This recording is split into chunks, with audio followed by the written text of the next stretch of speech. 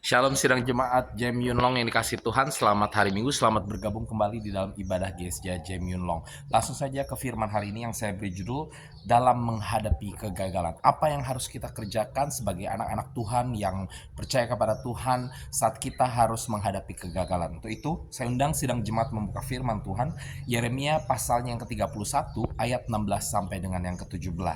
Kita baca bersama 2, 3. Beginilah firman Tuhan, cegahlah suaramu dari menangis dan matamu dari mencucurkan air mata, sebab untuk jerih payahmu ada ganjaran. Demikianlah firman Tuhan, mereka akan kembali dari negeri musuh. Masih ada harapan untuk hari depanmu. Demikianlah firman Tuhan, anak-anak akan kembali ke daerah mereka. Mari kita berdoa. Bapa di surga, kami bersyukur untuk firman hari ini Tuhan. Kami rindu untuk dibangun lebih lagi Tuhan, supaya kami menjadi lebih dekat lagi kepada Engkau Tuhan, dan hidup kami Tuhan, sikap kami, apapun dari diri kami semakin diubahkan untuk menjadi lebih seturut dengan kehendak-Mu Tuhan. Berbicara Tuhan kepada kami pribadi lepas pribadi, di dalam nama Tuhan Yesus kami berdoa dan mengucap syukur. Haleluya, mari kita katakan amin.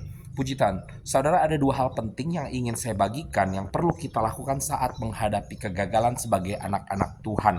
Yang pertama, saudara-saudara, Yeremia 31 ayat 16 tadi mengatakan cegahlah suaramu dari menangis. Apakah ini artinya kita tidak boleh menangis saat kita menghadapi kegagalan, permasalahan, pergumulan, dan lain sebagainya?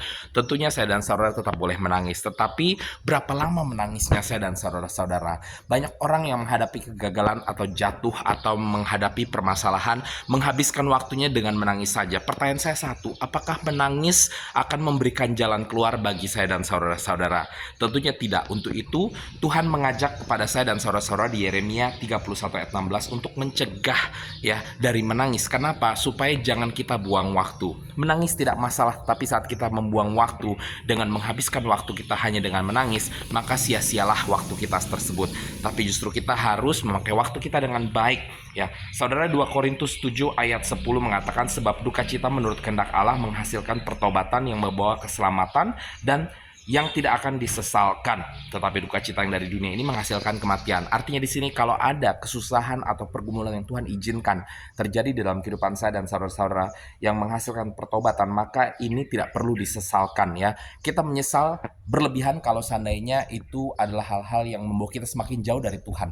Tapi kalau hal-hal yang justru membawa kita semakin berdoa ya, meminta pertolongan Tuhan, maka kita tidak perlu membuang waktu dalam penyesalan tersebut ya. Ini poin yang pertama, jangan buang waktu di dalam penyesalan saudara-saudara ya. 1 Petrus 5 ayat 7 berbunyi, serahkan segala kekhawatiranmu kepadanya sebab ia akan memelihara kamu. Kita punya Tuhan saudara-saudara, itulah sebabnya kita tidak perlu membuang waktu kita di dalam penyesalan yang tidak akan memberikan jalan keluar. Justru kita harus serahkan segala kekhawatiran kita kepada Tuhan yang akan memberikan jalan keluar bagi saya dan saudara-saudara. Yoel 2 ayat 25-27 berbunyi, aku akan memulihkan kepadamu tahun-tahun yang hasilnya dimakan habis oleh belalang pindahan, belalang pelompat, belalang pelahap, dan belalang pengerip. Tentaraku yang besar yang kukirim ke antara kamu. Maka kamu akan makan banyak dan menjadi kenyang, dan kamu akan memuji nama Tuhan Allahmu yang telah memperlakukan kamu dengan ajaib, dan seterusnya. Saudara bisa baca di sini, ini adalah janji Tuhan bagaimana Dia akan memulihkan kembali keadaan saya dan saudara-saudara. Seberapa besar pun kegagalan tersebut, Tuhan mampu untuk memulihkannya. Itulah sebabnya Tuhan bukan melarang saya dan saudara untuk menangis ya. Semua orang yang menghadapi kegagalan, permasalahan pasti sedih, pasti kita mau menangis. Jadi tidak masalah menangis. Tapi jangan lupa bahwa menangis berlebihan tidak akan memberikan jalan keluar, tidak akan menyelesaikan masalah saya dan saudara-saudara. Yang menyelesaikan masalah saya dan saudara-saudara adalah Tuhan yang menjanjikan akan memulihkan kondisi atau situasi saya dan saudara-saudara. Apapun itu bentuk kegagalannya, apakah itu sakit penyakit, apakah kegagalan dalam karir ya, dalam edukasi dan lain sebagainya, termasuk kegagalan dalam fisik kita, mungkin kita sakit dan lain sebagainya ya. Saudara percaya bahwa Tuhan yang akan memulihkan kondisi dan situasi kita. Itulah sebabnya kita masuk ke poin yang kedua, daripada kita buang waktu di dalam penyesalan. Yang kedua, kita lebih baik isi waktu dengan mencari Tuhan ya. Kisah Para Rasul 3 ayat 19 berbunyi, karena itu sadarlah dan bertobatlah supaya dosamu dihapuskan ya. Jadi kalau itu kegagalan dalam hal dosa, dalam hal iman kita ya, jangan buang waktu cuma bilang Tuhan maafkan, ampuni saya buat dosa. Kalau saudara juga nggak berubah ya, artinya sami mawon ya, artinya sama juga bohong ya. Saudara perlu segera kembali kepada Tuhan dan sadar dan bertobat supaya kegagalan kita tersebut dihapuskan ya. Jadi sekali lagi, jangan buang waktu dalam penyesalannya. ya yang sia-sia saja, tetapi justru kita mencari Tuhan dan kita isi waktu kita dengan Tuhan, dan Tuhan akan menolong kita untuk bertobat dan kembali ke jalan yang benar, saudara-saudara ya. Saya kembali juga ke dalam Yeremia pasal 31 ayat 17, dikatakan di sini masih ada harapan untuk hari depanmu. Jadi saudara-saudara, saat kita mencari Tuhan, kita akan diingatkan bahwa masih ada harapan ya di hari depan kita yang ada di dalam Tuhan, saudara-saudara. Yesaya 1 ayat 18 berbunyi, mari baiklah kita berperkara firman Tuhan, sekalipun dosamu merah seperti kirmisi akan menjadi putih seperti salju. Jadi artinya seberapapun engkau jatuh di dalam Tuhan, jangan pernah mau dibohongi iblis yang mengatakan Tuhan udah gak sayang kamu lagi, kamu gak akan pernah bisa berubah. Jangan pernah. Saya pernah ada di dalam situasi seperti ini, saudara. Bahkan salah satu teman baik saya pun yang sudah terlebih dahulu bertobat, dia mengira saya sudah tidak akan kembali lagi kepada Tuhan. Dia bahkan mengira sudah tidak ada harapan lagi bagi saya, dan bahkan dia memutuskan untuk stop atau berhenti berdoa, saudara-saudara. Sampai ke satu ketika saat dia melihat saya sudah bertobat dan saya melayani Tuhan, dia minta maaf kepada saya. Dia bilang, maafin gue bro, dia bilang gitu. Kenapa saya bilang itu? Karena gue waktu itu sudah putuskan untuk berhenti berdoa untuk lu, karena gue kira lu udah gak mungkin ada harapan lagi. Tapi ternyata hari ini gue malu, ternyata tetap masih ada harapan, dan hanya karena gue putuskan untuk berhenti berdoa, ternyata Tuhan pakai orang lain untuk berdoa untuk lu ya.